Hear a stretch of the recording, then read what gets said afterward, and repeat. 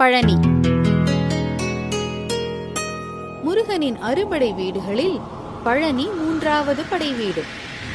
மதுரைக்கு அருகில் இருக்கும் இந்த ஊர் மிகவும் பிரபலமானது. இதன் கதையும் மிக சுவாரஸ்யமானது. ஒரு சமயம் கைலாசத்தில் சிவன், பார்வதி, பிள்ளையார், முருகன் எல்லோரும் இருந்தனர். அப்போது அங்கே நாரதர் வந்தார். ஓம் நமச்சிவாய, ஓம் நமச்சிவாய. சர்வேஸ்வரா, நான் ஒரு சுவையான ஞானப்பழம் வைத்திருக்கிறேன். உங்களுக்கு கொடுத்து விட்டு போகலாம் என்று வந்தேன். ஐ, பழமா?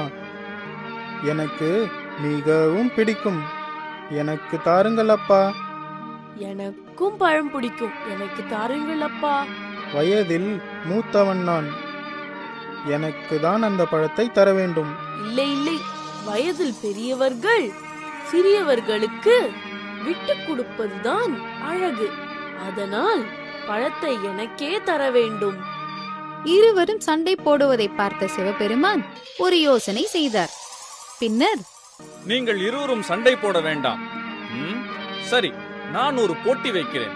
அதில் ஜெயிப்பவருக்கு இந்த பழம் தருவேன். போட்டி என்றவுடன் முருகன் துள்ளி குதித்து ஓடி வந்தான். என்ன போட்டியா? எதுவாக இருந்தாலும் நான் தான் ஜெயிப்பேன். சொல்லுங்கள் அப்பா, போட்டிக்கு நான் தயார். நீங்கள் இருவரும் உலகம் முழுவதையும் சுற்றி வர வேண்டும். முதலில் வருபவருக்கு இந்த பழத்தை தருவேன். இவ்வளவுதானா? இதோ ஒரு நொடியில் சுற்றிவிட்டு வந்து விடுகிறேன். முருகன் தன் மயில் வாகனத்தில் ஏறி அமர்ந்து கொண்டு உலகத்தை சுற்றி வர தொடங்கினார்.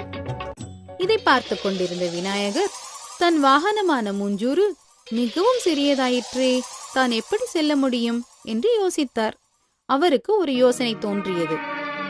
நாரதரே, அனைத்தும் சிவமயம் என்று சொல்வார்களே, அப்படி என்றால் என்ன? உலகுக்கே அம்மையப்பனாக விளங்கும் சிவனும் பார்வதியும் உலகம் முழுவதும் நிறைந்திருக்கிறார்கள் என்று அர்த்தம். அப்படியானால் என் அம்மா அப்பாவை சுற்றினால் உலகத்தை சுற்றியதாக அர்த்தமாகும் அல்லவா? நீங்கள் சொல்வது சரிதான் விநாயகரே.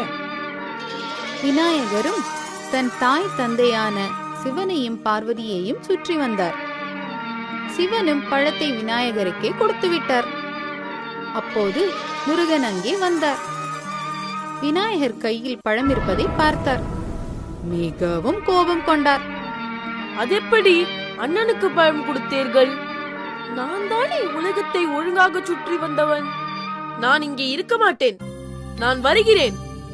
முருகன் கோபத்தில் தான் போட்டிருந்த துணி நகைகளை எல்லாம் கழற்றி எறிந்துவிட்டு ஒரு மலை மேல் ஏறி நின்றார்.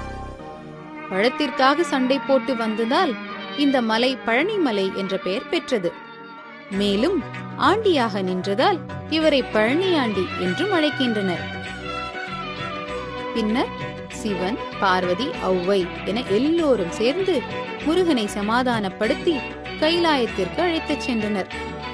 குழந்தையாக காட்சியளிக்கும் பழனி முருகன் பார்க்க மிகவும் அழகாக இருப்பார். இந்த கோவிலின் பஞ்சாமிர்த பிரசாதம் மிக பிரசித்தமானது.